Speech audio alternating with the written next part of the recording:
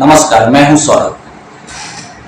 जन सुराज पद यात्रा के आगामी 2 अक्टूबर को 2 साल पूरे होने वाले हैं और जन सुराज के सूत्रधार प्रशांत किशोर ने 2 अक्टूबर को पार्टी बनाने का ऐलान किया है। साथ ही यह भी घोषणा की है कि आगामी विधानसभा चुनाव में 243 सीटों पर वे चुनाव लड़ेंगे। तो ऐसे में हम आपको अभी लगातार जन सुराज से जुड़े जो भी सदस्य हैं और जो भी बुद्धिजीवी राजनेता हैं, जो दिग्गज हैं, उनकी बातें, उनके विचार आप तक पहुंचा रहे हैं। आज हमारे साथ इसी कड़ी में डॉक्टर इफ्तिकार आलम है और हम उनसे जानेंगे आगामी विधानसभा चुनाव से जुड़े हुए जनसुराज का जो भी प्लान है उसके बारे में इनसे अभी चर्चा होगी। सबसे पहले हम इनका अपने चैनल में स्वागत करते हैं। सर, स्वागत है। जी भाई, बहुत बहुत शुक्रिया। आपको भी स्वागत है इस मिथिला की धरती पर, मिथिला के विशाल बिहार की सरजमी दरभंगा और दरभंगा के छोटे से शहर बिरौल में आपका स्वागत है। हमारा पहला सवाल है कि आगामी विधानसभा चुनाव में जो दावा किया जा रहा है कि 243 सीट पर चुनाव लड़ेगी जनसुराज और अच्छी खासी सीट पर जीत हासिल करेगी और यह भी दावा किया जाएगा कि पूर्ण बहुमत से सरकार बनेगी, तो आखिर लोग जनसुराज को ही क्यों वोट करेंगे? देखिए, आपने जो बात कहा है कि आखिर क्यों जन स्वराज को ही लोग वोट करेंगे, वोट करने की तो बात बाद में आएगी, 2025 में आएगी। लेकिन आज जो अपार सहमति पूरे बिहार के बुद्धिजीवी लोग, नौजवान, महिलाएं जो जन स्वराज की सोच को लेकर गली गली, गांव गांव और घरे घर जन जन तक पहुंचाने का प्रयास खुद जन स्वराजी कर रहे हैं, कहीं न कहीं यही मेरी सफलता का कारण बनेगा। और हम निश्चित तौर पर ये कह सकते हैं कि हमारे प्रशांत किशोर जी की जो सोच बिहार को बदलने की है, तो उस बदलने की कड़ी में आने वाले दिनों में जो 2 अक्टूबर का जब हमारी पार्टी की पूर्णतः पार्टी निर्धारित की जाएगी और पार्टी बनाई जाएगी और उसके बाद तो यकीनन पार्टी जब बनेगी तो इलेक्शन होगा और इलेक्शन होगा तो यकीनन विधानसभा में हमारी जीत निश्चित होगी। ये मेरा आने वाले दिनों से अपेक्षा है। लगातार देखा जा रहा है जनसुराज के जो सदस्य हैं काफी संख्या में बढ़ते जा रहे हैं और बहुत सारे लोग, चाहे गांव गली चौराहा या शहर के लोग हैं, वो सभी जनसुराज से जुड़ रहे हैं। आखिर ऐसी क्या नौबत आई है जो बिहार में इतनी ज्यादा तादाद में युवा हो, महिला हो या वृद्धजन हो, वो जनसुराज से जुड़ते जा रहे हैं? आखिर क्यों? जनस्वराज से जुड़ने की मुझे जो लगता है कि जनस्वराज से जुड़ने की सिर्फ एक वजह है कि लोग बदलाव चाह रहे हैं। लोग कई बार 15 साल किसी एक पार्टी के मतलब बोझ तले बिहार दबा रहा, फिर 10 साल किसी और पार्टी, फिर और पार्टियां, हमेशा बार बार बदल के तो वही लोग, वही परिवार के लोग आते ही रहते हैं। और इसमें हमारा बिहार का फायदा कहाँ नजर आ रहा है? हमारा पलायन कहाँ रुक रहा है? हमारा रोजगार कहाँ मिल रहा है? नौजवान जो नौजवान बचपन से जवान हुए और जवान से बूढ़े होने को तरफ अग्रसर हैं, लेकिन उनको नौकरी नहीं मिली। हर जगह तो शिक्षा की व्यवस्था वही है, स्वास्थ्य की व्यवस्था ही गड़बड़ है और बिजनेस व्यापार की भी व्यवस्था गड़बड़ी है। यहाँ के लोग बाहर की तरफ पलायन कर रहे हैं। तो एक निष्कर्ष के तौर पर जन स्वराज को लोग देख रहे हैं, इसलिए कि मुझे अपेक्षा है कि जब जन स्वराज की जो सोच है, नई सोच, नई लोगों के साथ, सब बुद्धिजीवी के साथ, हर वर्ण के लोगों को लेकर एक प्लेटफॉर्म तैयार करके, और अगर भगवान ने चाहा सब लोगों के प्रयास, अथक प्रयास के बाद सफलता हासिल लगेगी तो यकीनन निश्चित हमारा बिहार बदलेगा। सभी जो वर्ग के लोग हैं वो जनसुराज से जुड़ रहे हैं, तो जनसुराज का जो विधानसभा का टिकट का बंटवारा हो गया, ऐसा क्यों लगता है कि मतलब जितनी हिस्सेदारी लोगों की होगी उतनी ही सीटों पर भी उनकी हिस्सेदारी दी जाएगी? तो ये हिस्सेदारी और वर्ग जो दूसरी पार्टियां जात पात करते रहते हैं, और ऐसे में अगर ये कह रहे हैं प्रशांत किशोर कि जितनी हिस्सेदारी होगी उतनी ज्यादा सीटों पे हम उस नेता को, उस वर्ग के लोगों को उतारेंगे, ये कहाँ तक सही लगता है और कहाँ तक ऐसा संभव है कि ऐसा हो सकता है? बहुत अच्छा प्रश्न है आपका, क्योंकि हमेशा इसी तरह से पॉलिटिकल जो राजनीतिक कार है इसको बोलते हैं पर इसको इम्प्लीमेंट नहीं कर पाते हैं, इसको अमली जामा नहीं पहुंचाते हैं। बिहार के अंदर अगर जातीय आधार पर अगर आप देखते हैं तो यकीनन जो लोग जिनका पारिवारिक हमेशा बैकग्राउंड रहा पॉलिटिक्स का, ऐसे ही लोग पूरे बिहार के पॉलिटिक्स पर काबिज रहे हैं। लेकिन प्रशांत किशोर जी की जो सोच है, मतलब जिसकी जितनी हिस्सेदारी होगी, जिस जात की संख्या के आधार पर उसको उसकी हिस्सेदारी मिलेगी, इसलिए मैं मानता हूं कि ये बात तर्कसंगत है। क्योंकि जब जन स्वराज का जो घोषणा होगा 2 अक्टूबर के दिन, वो बायलॉज बनेगा या इसको ये कहिए उसका एक कानून बनेगा। प्रशांत किशोर जी ने ये कहा है कि हम इस कानून में इसको शामिल करेंगे कि जिसकी जितनी हिस्सेदारी उसको उतनी जिम्मेवारी। इस आधार पर मैं निश्चित ये कह सकता हूं, मान सकता हूं कि जिसकी जितनी हिस्सेदारी होगी उसको उतना मिलेगा और उस हिसाब से टिकट का बंटवारा भी होगा और उस तरह से लोग सरकार में रहेंगे। देश में महिला सशक्तिकरण की बात होती है, बहुत सारे पार्टी हैं जो महिला सशक्तिकरण का दावा करते हैं, लेकिन जब चुनाव का समय आता है तो विधानसभा और लोकसभा जब महिलाओं की भेजने की बात होती है तो काफी कम संख्या में महिलाओं को टिकट दिया जाता है। कह सकते हैं एक तरह से खानापूर्ति की जाती है। तो क्या प्रशांत किशोर महिलाओं को भागीदारी देंगे, या महिला सशक्तिकरण की जो बात आती है उसके लिए जनसुराज तैयार है कि वो महिलाओं को कितनी सीटों पर चुनाव लड़ाएगी? हमारे प्रशांत किशोर जी ने पिछली बार बहुत बड़े पैमाने पर बिहार के बुद्धिजीवी लोग, पॉलिटिकल आदमी, समाज सेवी, हर फील्ड के लोग, हर जाति विशेष के लोग वहां पहुंचे थे, एकत्रित थे और उनका एक भाषण हुआ। उसमें उन्होंने पूरी दमखम के साथ ये बताया कि महिलाओं की हिस्सेदारी इस कदर होगी। एक जो हमारा पैमाना तैयार हुआ है उसमें यह है कि पूरे बिहार में 40 लोकसभा क्षेत्र है, जिसमें 40 लोकसभा क्षेत्र में से हर एक लोकसभा क्षेत्र में से एक महिला को विधानसभा का टिकट दिया जाएगा। यहाँ तो एक इस तरह से निश्चित है, तो ऐसे ही अपेक्षा की जा सकती है। इस तरह की हिस्सेदारी और कोई दूसरी पार्टियां अब तक नहीं दी है, लेकिन हम लोगों को लगता है कि महिलाओं की हिस्सेदारी होगी और महिलाएं बढ़ चढ़ के जन स्वराज के साथ जुड़ रही हैं, अपना पूरा योगदान दे रही है। और यकीनन जिस परिवार में महिला का योगदान हो, जिस कारोबार में महिला का योगदान हो, जिस राज्य में महिला का योगदान हो, जिस देश में महिला का योगदान हो, जहां महिला का योगदान होगा, यकीनन वो गांव, वो घर, वो परिवार, वो राज्य और वो देश आगे बढ़ेगा।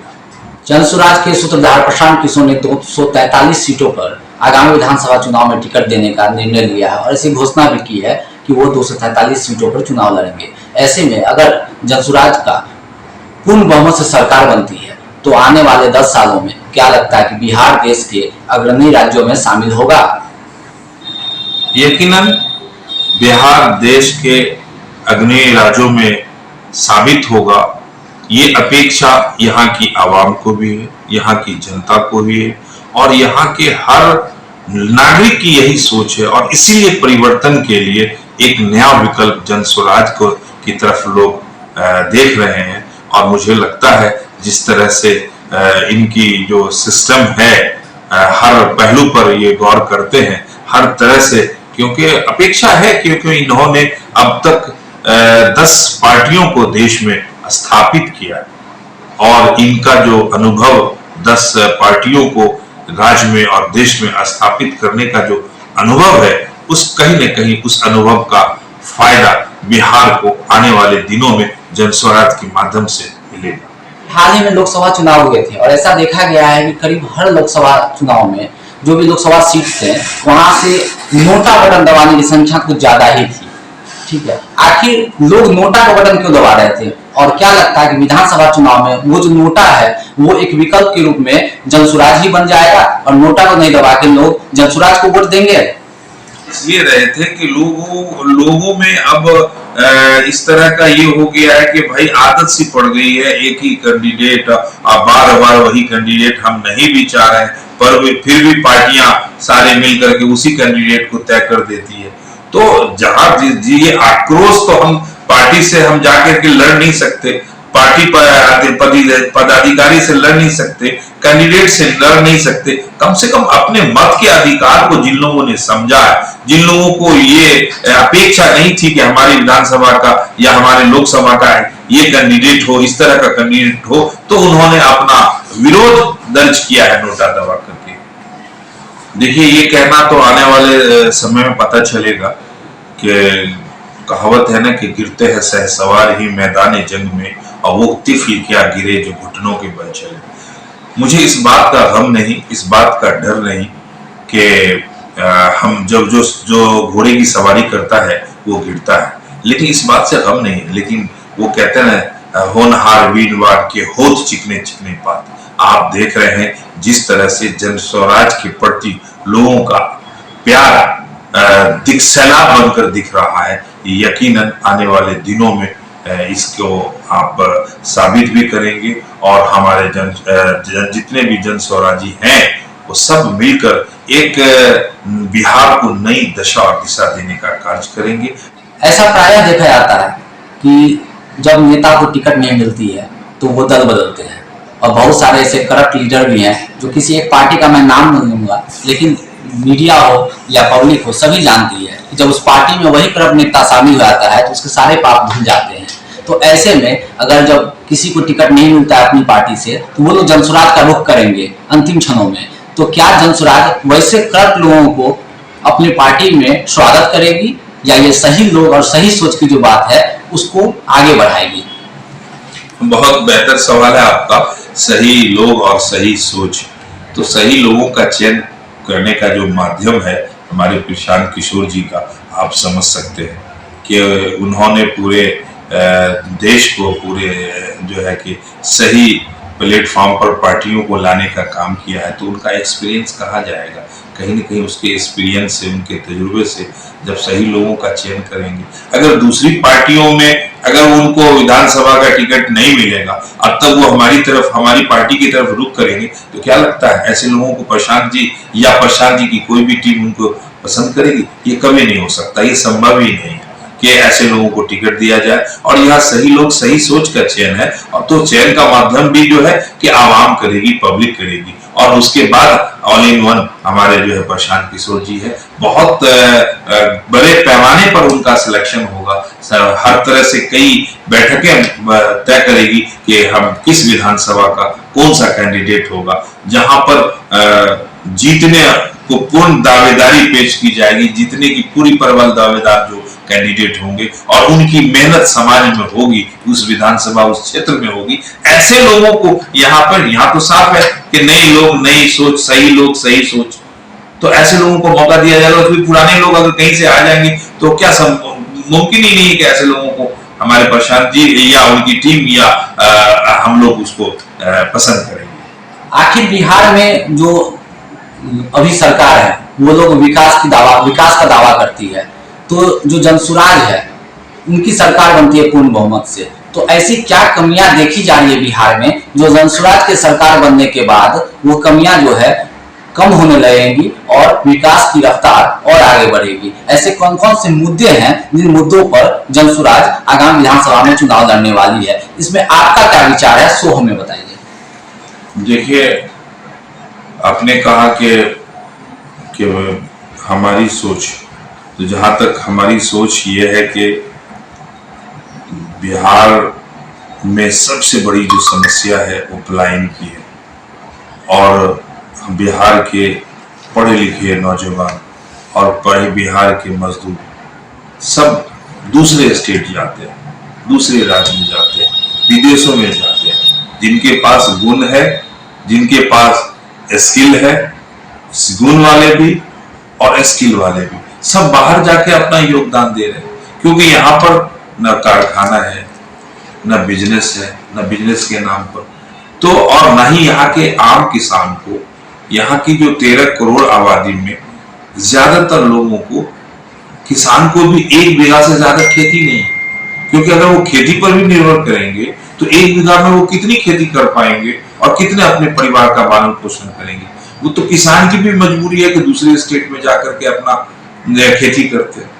और जो पढ़े लिखे नौजवान है, जो अपने स्किल पर वो आगे कर सकते हैं, तो उसके लिए हमारे सरकार यहाँ की सुविधाएं नहीं दे पाती है, उनके पास इस तरह का सपोर्ट नहीं मिल पाता है सरकार की तरफ से, जो सहयोग के तौर पर बड़ी बड़ी कंपनियां यहाँ क्यों नहीं आती है, क्योंकि सहयोग हमारी सरकार पूरी तरह से नहीं दे पाती, इस मामले में विफल है।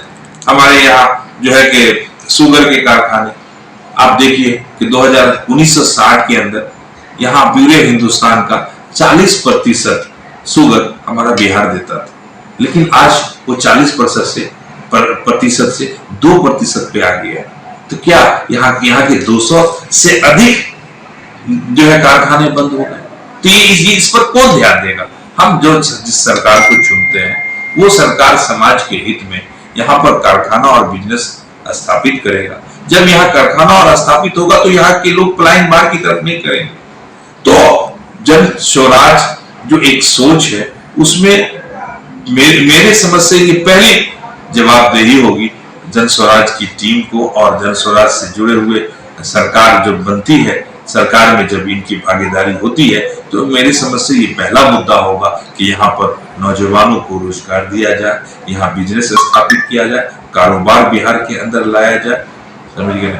और जो है कि सरकारी मामले में जो बहुत सारे भ्रष्टाचार हो रहा है, इस सब पर दूर किया जाए, तो यकीनन बिहार की तरक्की होगी। और यही सोच को लेकर हमारे जन स्वराज आगे बढ़ रही है। एक जनस्वराजी होने के नाते आप बिरौल से आते हैं, बिरौल दरभंगा मिथिलावासी या बिहारवासी, उनसे आप क्या अपील करना चाहेंगे आने वाले विधानसभा चुनाव को लेकर भी, और जनस्वराज पार्टी को लेकर भी? आम जनों से जो जनसैलाब उमड़ पड़ा है, उनसे आप क्या अपील करना चाहेंगे जनस्वराज के पक्ष में?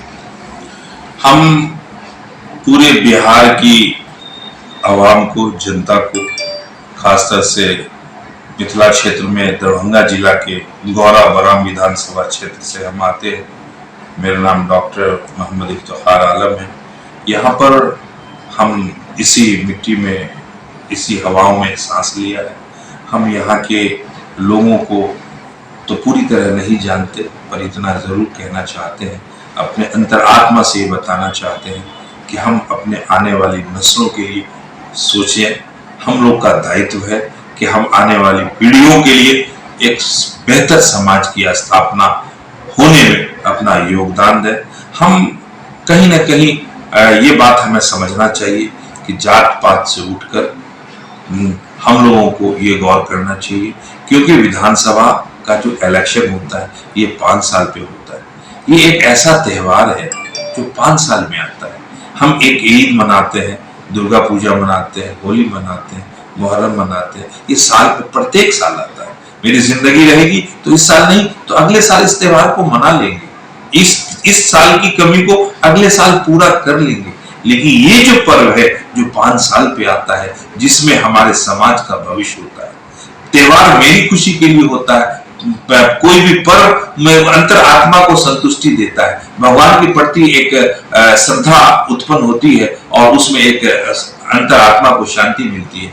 लेकिन अगर हम समाज को बेहतर बनाने में 5 साल पे आए हुए पर्व में अपनी भागीदारी दें, अब सोच समझ करके फैसला लें, क्योंकि वो हमारे नस्लों को भविष्य देगा, हमारे आने वाली भविष्य को भविष्य देगा, हमारे आने वाली पीढ़ियों को एक सही दशा और दिशा देगा। हमारा दायित्व है कि सही चयन की प्रक्रिया से इसको आगे बढ़ाएं। एक मामूली सा गमछा खरीदते हैं तो हम देखते हैं कि कॉटन है, पॉलिस्टर है, सूती है, इसकी गुणवत्ता क्या है, उसकी मूल्य क्या है, इस सब चीजों पर अपने बुद्धि विवेक से हम चयन की प्रक्रिया से उसको करते हैं। लेकिन जो हमारी पीढ़ी को, जो हमारे आने वाली नस्लों को जो है दशा दिशा देने का, मार्गदर्शन देने का काम करेगा, जो राजनीतिक लोग हैं, जो पॉलिटिशियन लोग हैं, वो हमारे समाज की रूपरेखा तय करता है। तो ऐसे लोगों का चयन क्यों नहीं करें जो पढ़े लिखे हो, जो सूझबूझ वाले हो, जो समझदार हो और जो समाज के हित में समझने वाले लोग हो,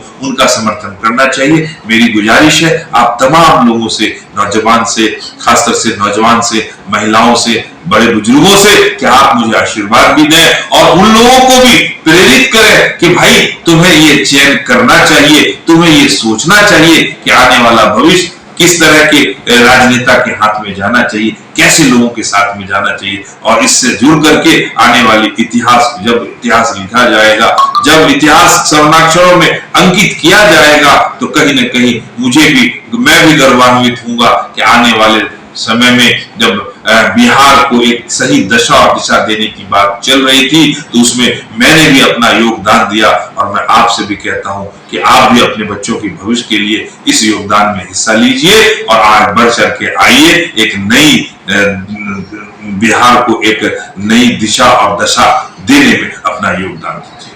हमारा आपसे यह भी सवाल है कि आखिर प्रशांत किशोर जो जनसुराज के सूत्रधार हैं, उनसे लोग प्रभावित क्यों हो रहे हैं, उनकी तरफ क्यों आकर्षित हो रहे हैं, और आप भी क्यों उनके तरफ आकर्षित हुए हैं, या उनका क्या ऐसा प्रभाव है जो आप पे डाला है, या आप उनको अपना आइडल मानते हैं, ऐसा क्या है प्रशांत किशोर में जो लोग उनकी ओर आकर्षित होते जा रहे हैं? देखिए, वो कहते हैं ना, शायर ने कहा है कि ठुकरा दो अगर दे कोई जिल्लत से समंदर, ठुकरा दो अगर दे कोई जिल्लत से समंदर, इज्जत से जो मिले तो खतरा भी बहुत है। प्रशांत जी हर छोटे मोटे, गरीब अमीर, हर जात पात, हर वर्ण के लोगों को यहाँ पर इस जन स्वराज में एक सम्मान देने का काम कर रहे हैं, और उनकी हर एक व्यक्ति विशेष को ये हक है कि समाज के हित के लिए अपनी बात कर सके, और इनकी ये जो सोच है, ये जो लगभग पूरे बिहार का दौरा कर रहे हैं, पूरे बिहार में जन जन तक लोगों को, तो ये लोगों को जागरूक जो कर रहे हैं, कहीं ना कहीं इस कार्य के लिए पहली बार बिहार के अंदर किसी आदमी में ये हिम्मत पैदा हुई, और वो हिम्मत प्रशांत किशोर जी की है। अगर इस बार बिहार इनके हिम्मत को, इनके जज्बे को आगे बढ़ चढ़ कर नहीं लेगा, तो फिर आने वाले दिनों में कोई पैदा नहीं लेगा बिहार को बदलने के लिए, आगे बढ़ने के लिए।